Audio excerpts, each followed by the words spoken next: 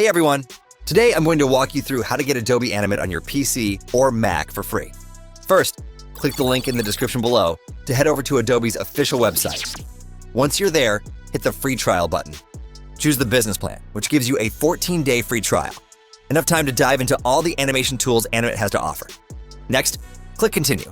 Pop in your email address and hit Continue again. You'll then need to fill out your personal details and payment information. Don't stress.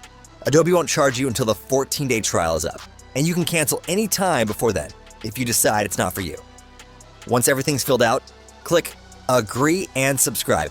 After that, you'll need to set up a secure password for your new Adobe account.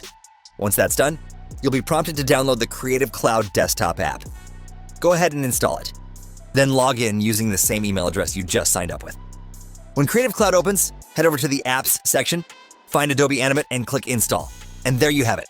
Adobe Animate is now installed and ready to use. Plus, you'll also get access to all the other amazing tools in the Creative Cloud Pro Suite. Click the link in the description to try Adobe Animate and the full Creative Cloud Pro Suite for free today. If you found this video helpful, don't forget to like and subscribe for more. Happy animating!